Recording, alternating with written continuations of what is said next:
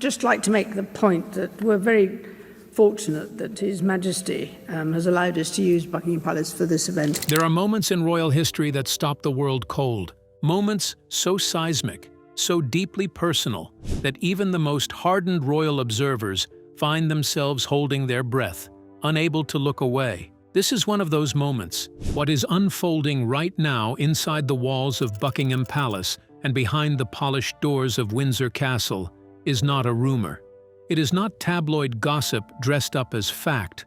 According to multiple insiders with direct knowledge of the situation, King Charles III and Princess Anne have jointly authorized the release of information so explosive, so deeply destabilizing to everything the Sussex narrative has been built on, that Meghan Markle's inner circle is reportedly in full crisis mode.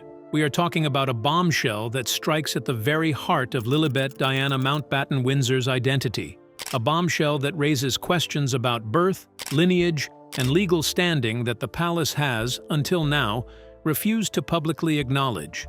A bombshell that, if confirmed, would not just alter the Sussex story, it would rewrite it entirely.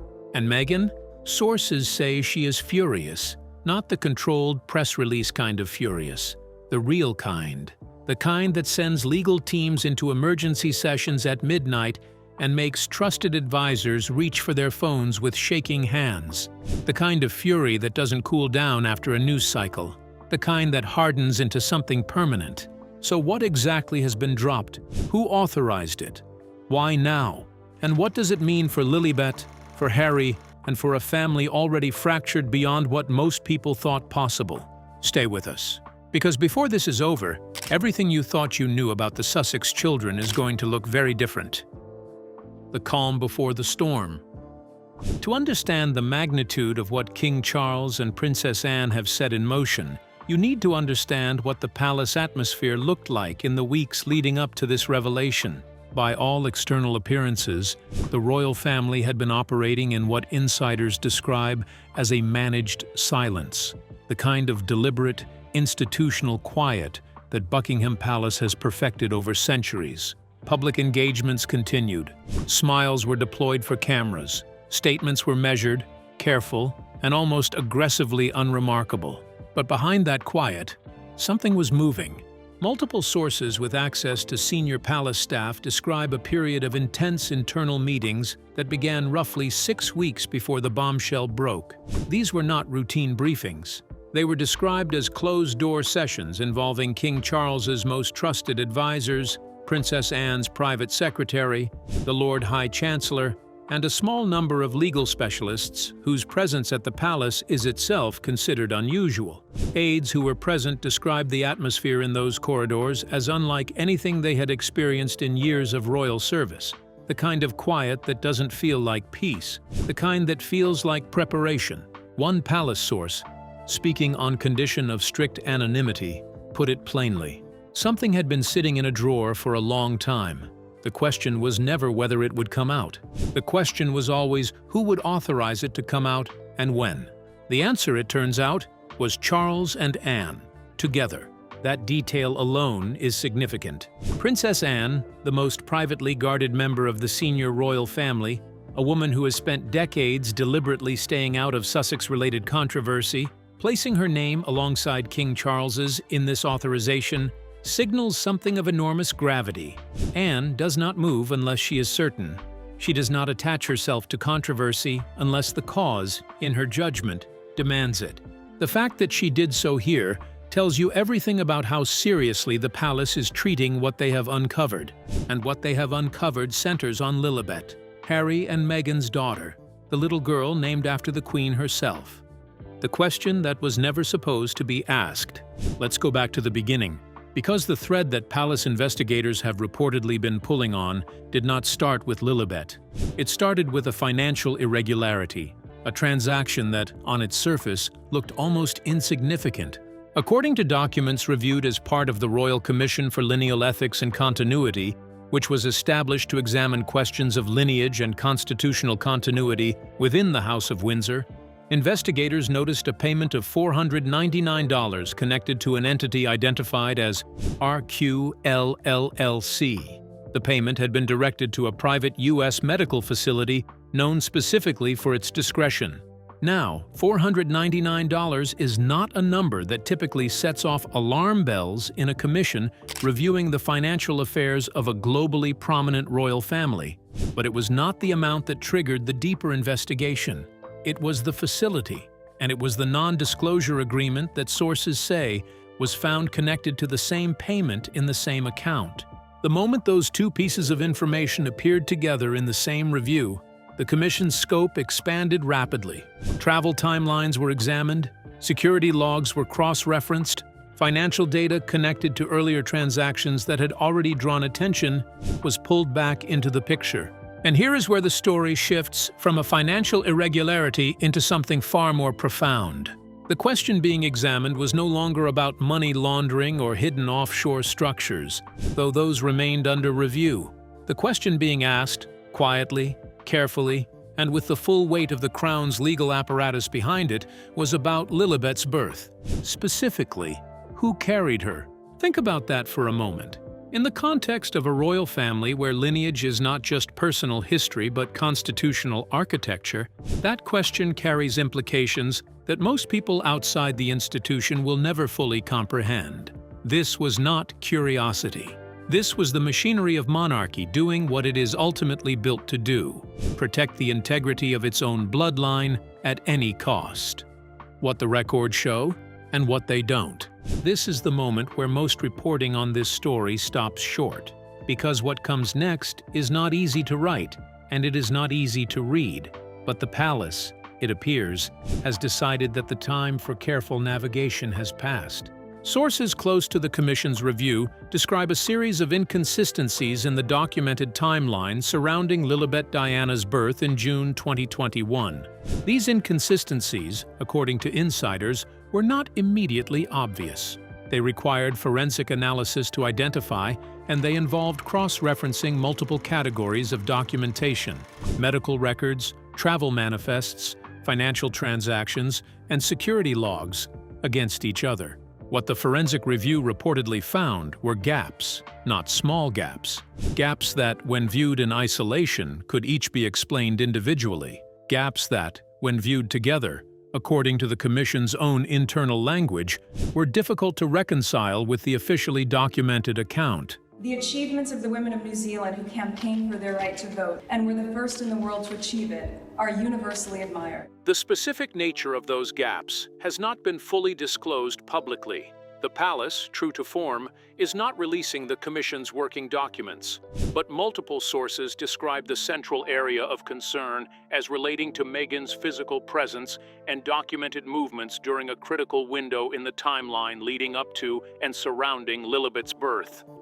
There are also questions, sources say, about the private U.S. medical facility connected to the $499 RQLLC payment, about what services that facility provides, about its particular area of medical specialization, and about the specific category of non-disclosure agreement that was reportedly attached to it, the kind of NDA sources suggest, that is not typically associated with routine medical procedures, and about the non-disclosure agreement connected to it.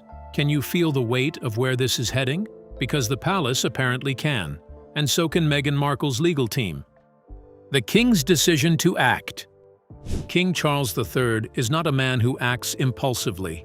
Every person who has worked closely with him across decades of royal service describes the same characteristic. He deliberates, he consults, he weighs. He considers not just the immediate consequences of a decision, but the institutional consequences that will ripple forward years, sometimes decades, into the future.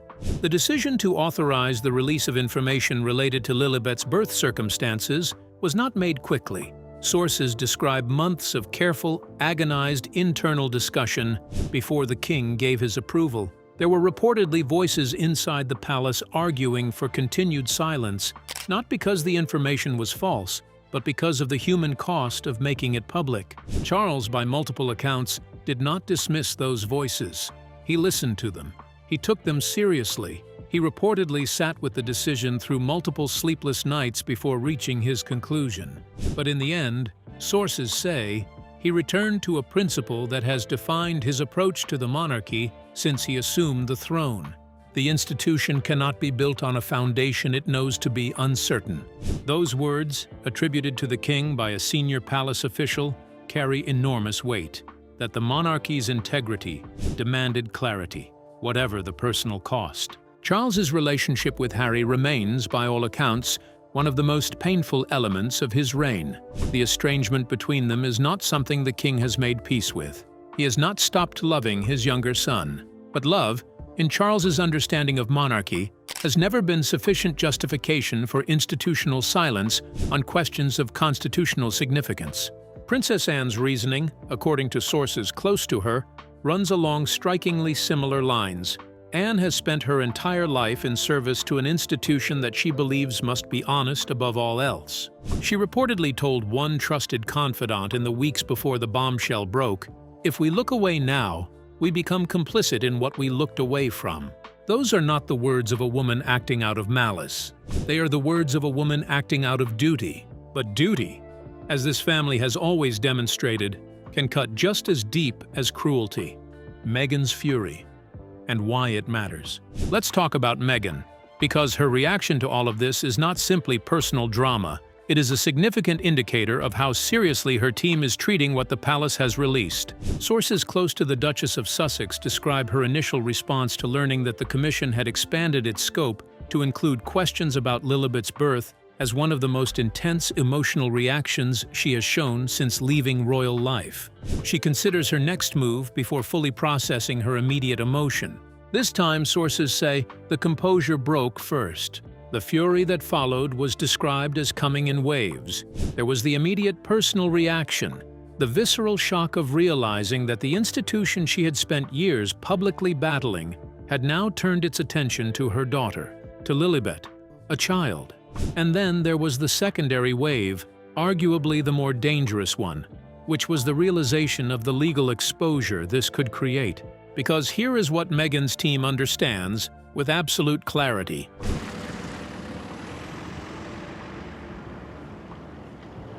The questions being raised about Lilibet's birth circumstances are not just personal, they are constitutional. If the Commission's findings suggest that Lilibet's legal parentage, as documented, does not align with biological reality, the implications extend far beyond family feelings. They extend to titles, to succession, to the birth certificates that have already listed Archie and Lilibet as Prince and Princess of the United Kingdom, to the Diana Trust, valued at over £22 million, that was placed on hold pending the Commission's conclusions. Every single one of those things is now on the table, and Meghan knows it. Her legal team, reportedly expanded in recent weeks with the addition of 2 senior constitutional law specialists, is said to be working on multiple parallel tracks simultaneously. There are privacy law arguments being prepared. There are challenges to the Commission's authority being drafted. There are, sources say, counter documents in preparation, evidence intended to directly refute the inconsistencies the palace claims to have identified. But here is the critical question that Meghan's legal team cannot fully answer yet. What exactly has Charles and Anne authorized the release of? Because until that full picture is known, every legal strategy they prepare risks being rendered obsolete by the next disclosure. And in this story, the next disclosure is always coming. Harry, a man caught between two worlds. If Meghan is furious, what is Harry? The answer, according to people close to him, is something far more complicated and far more heartbreaking than fury. Harry is, by multiple accounts, a man in the process of having his world restructured around him in ways he did not choose and cannot fully control. The questions being raised about Lilibet's birth are not just a legal crisis for him, they are a profoundly personal one, because regardless of what the Commission ultimately concludes, Harry has raised Lilibet as his daughter. He has loved her as his daughter. He has built a life in California that centers, more than most of his public narrative acknowledges, on his role as her father. The idea that the institution he grew up inside is now formally questioning the circumstances of her birth is, sources say, something Harry finds impossible to process through the frameworks he has always relied on. He cannot frame it as a media attack, because this is not coming from a tabloid. He cannot frame it as jealousy or institutional spite, because the people driving it are his father and his sister, the two senior royals with whom, in the entire family, Harry has maintained the most residual warmth. Sources close to Harry describe a man who has become increasingly difficult to reach in recent weeks, not in the practical sense, but in the emotional one. Friends who have spoken to him say he is present in conversation but absent behind the eyes, as if some part of him is permanently occupied with a calculation he cannot complete, running the same numbers over and over and never arriving at a total that makes sense.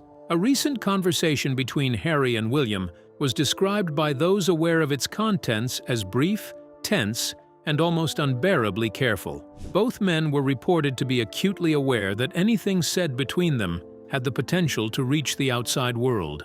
Neither was willing to be the one who broke the careful surface of the exchange. The call lasted less than 15 minutes. Almost nothing of substance was resolved. But there was a moment, sources say, near the end of the call, when William's tone shifted, just briefly. Just enough for Harry to hear, beneath the institutional calm, something that sounded like grief. That moment, described by one person close to Harry as the thing he keeps coming back to, has not made the two men closer, but it has, apparently, made Harry less certain that what is happening is purely strategic on William's part. And in this story, uncertainty is the most dangerous thing of all. Princess Anne's role, the detail, most people are missing. Everyone is focused on King Charles, and understandably so. He is the monarch. His authorization carries the constitutional weight, but the detail that the most seasoned royal observers are focusing on is Anne. Princess Anne has, for her entire adult life, maintained a relationship with the press and with public controversy that can best be described as strategic invisibility. She does not give interviews. She does not release statements, except on matters of direct official business. She does not allow herself to be drawn into the personal dynamics of the family's various conflicts, not publicly, not in ways that can be tracked or quoted or used. Her decision to attach her name to this authorization is, therefore, extraordinary. It is not something done lightly. It is not something done without full understanding of the firestorm it will ignite. Sources inside the palace describe Anne's reasoning as grounded in something she said privately to at least two senior officials in the weeks before the disclosure. She reportedly said that the monarchy's first obligation is always to truth, not to comfort, not to peace, not to the management of optics. Truth. That principle, applied here, carries a specific edge, because the information being released does not only affect Meghan, it affects Lilibet, a child, and Anne, who has always drawn a sharp line between the obligations of adults who choose public life and the protection owed to children who have not, apparently made a deliberate judgment that in this case, the long-term protection of Lilibet's real interests required clarity, not continued ambiguity. What does that mean in practice? It means that Anne believes the current situation, left unresolved, would ultimately harm Lilibet more than the disclosure will. Because a child whose legal identity is built on foundations the palace knows to be uncertain is a child whose future is perpetually vulnerable.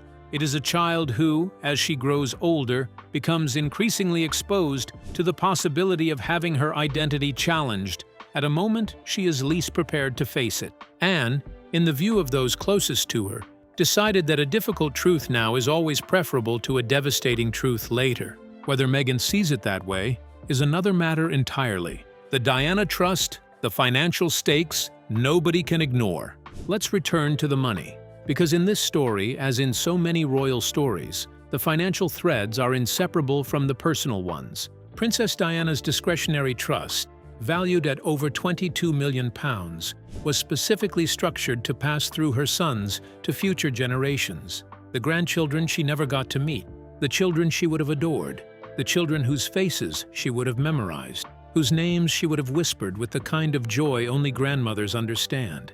That trust had already been placed on hold by Prince William, pending the Commission's conclusions. That pause, described by palace officials as temporary and precautionary rather than punitive, sent a message of enormous clarity about how seriously the palace was taking the Commission's work. But now, with King Charles and Princess Anne having authorized the release of bombshell information relating to Lilibet's birth circumstances, the question of the trust has entered an entirely new phase. Because the trust's distribution is tied directly to the legal standing of Diana's grandchildren, and legal standing is tied directly to the questions the Commission is now formally raising. If Lilibet's birth circumstances, as documented, cannot be fully verified by the Commission's review, what does that mean for her status as a beneficiary of Diana's estate? What does it mean for her title? What does it mean for her place in the family that her grandmother gave her name to honor? Harry's reported reaction to the trust being paused was described by sources as going beyond frustration into grief. The trust was not just money to Harry, it was his mother's legacy, the one tangible connection between Diana and the grandchildren she never knew. The idea of that connection being suspended, even temporarily, was described as a wound that went deeper than any institutional dispute. Now, with the stakes around the trust even higher, sources say Harry is struggling to hold the personal and the constitutional dimensions of this situation separately. They keep collapsing into each other, and every time they do, the grief gets heavier. The arrival that changed everything. You need to know about the plane. In the early hours of a cold London morning, a leaked travel manifest appeared online.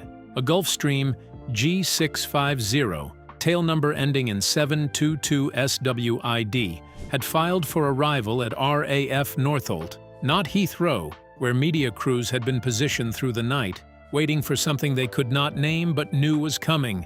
RAF Northolt, a military airfield, used for arrivals that require security, precision, and a controlled environment.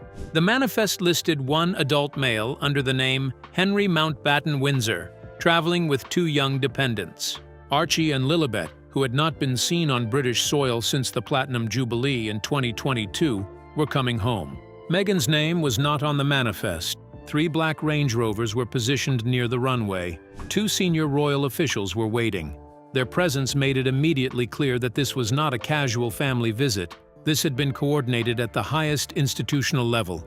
When the cabin door opened and Harry stepped out, his face carried the visible weight of everything that had been placed on him in the preceding months. He did not wave. He did not perform. He took one step forward, then turned back toward the aircraft. And then Archie and Lilibet appeared at the top of the steps.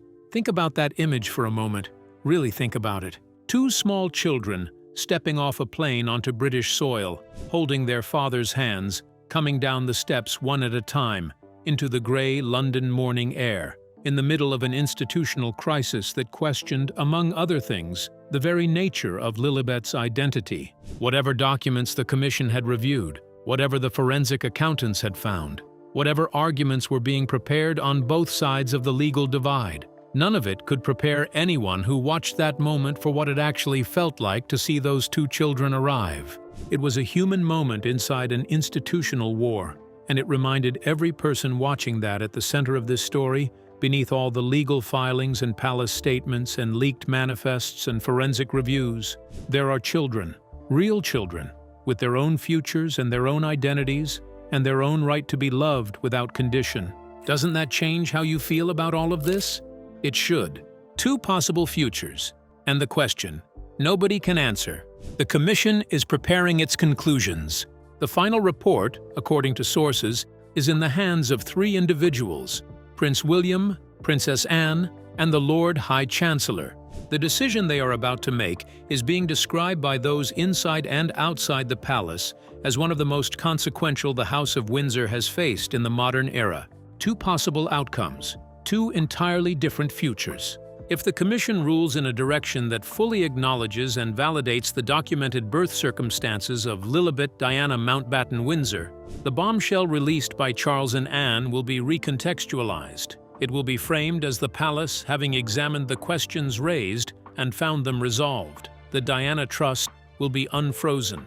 The titles will remain intact. And the Sussex family, wounded and exhausted, will be left to rebuild whatever relationship with the institution is still possible. It would be read by many as the monarchy choosing family over constitutional precision, as the institution deciding that the human cost of continued investigation outweighed the institutional cost of unresolved questions. It would also represent, in the view of some observers, the most significant act of grace the modern royal family has managed in years, a signal that even fractured institutions can choose repair over rupture. But if the Commission rules in the other direction, if it formally concludes that the inconsistencies identified in its review cannot be reconciled with the official documented account of Lilibet's birth, then the implications are seismic. Titles could be formally suspended. Legal standing could be challenged in open court. The Diana Trust would remain in limbo, potentially permanently,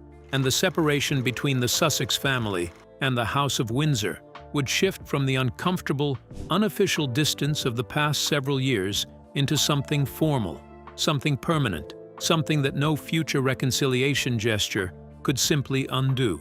Harry's children would grow up in California without the royal standing their father was born into, without the financial legacy their grandmother left for them, without the institutional belonging that, whatever its cost, connects them to a history and a family that is also theirs.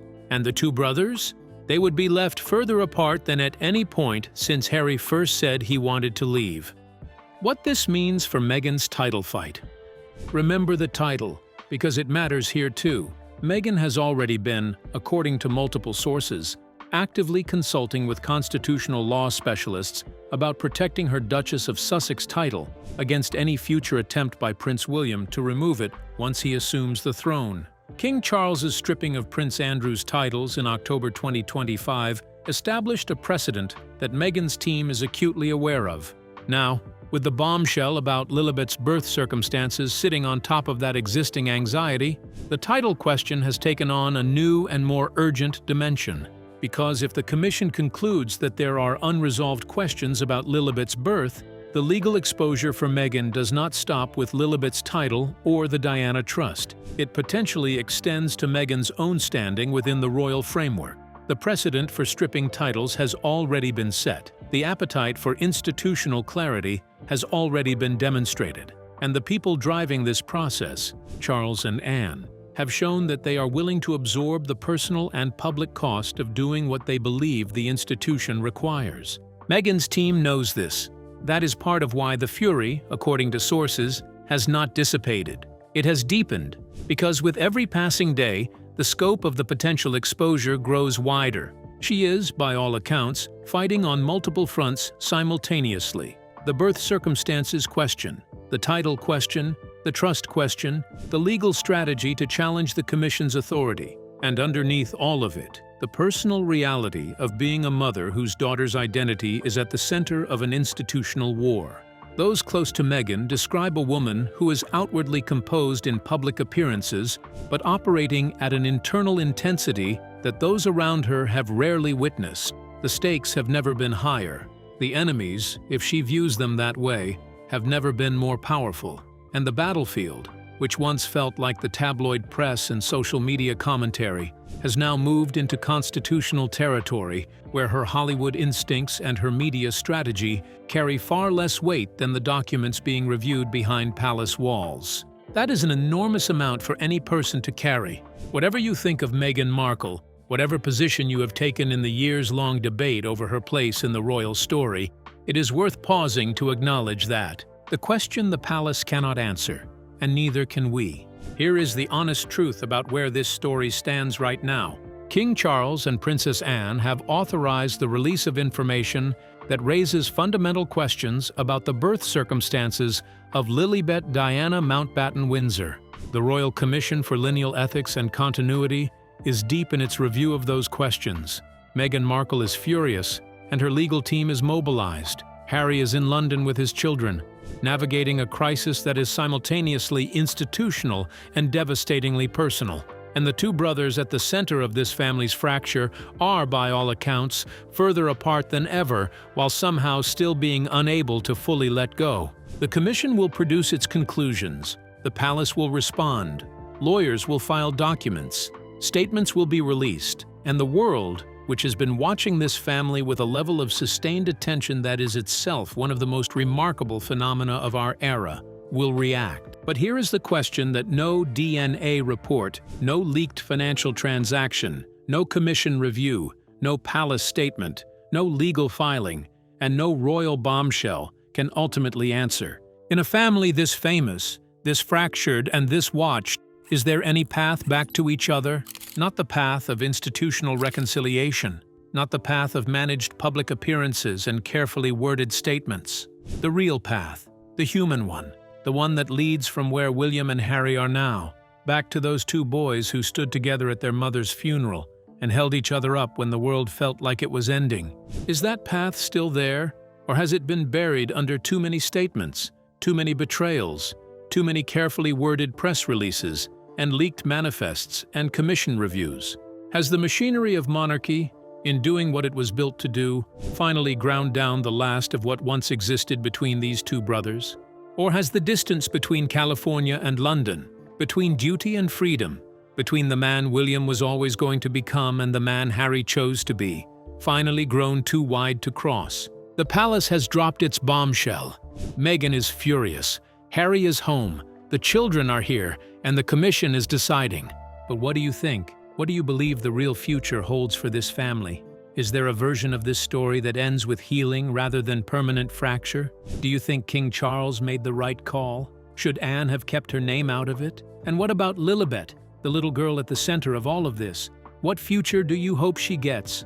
Let us know in the comments below. Share this video, because this story is far from over, and the next chapter could change everything we think we know. Like this video if you want to stay inside the royal story as it develops, and click the next video on your screen now, because trust us, you are not going to want to miss what comes next. The monarchy is watching. The world is watching. And somewhere in all of this, a little girl named after a queen is growing up in the middle of a storm she did not choose. Whatever happens next, whatever the commission decides, whatever Meghan fights for, whatever Harry carries home, that truth should never be forgotten. Children do not choose the families they are born into. They only live inside whatever those families decide to become.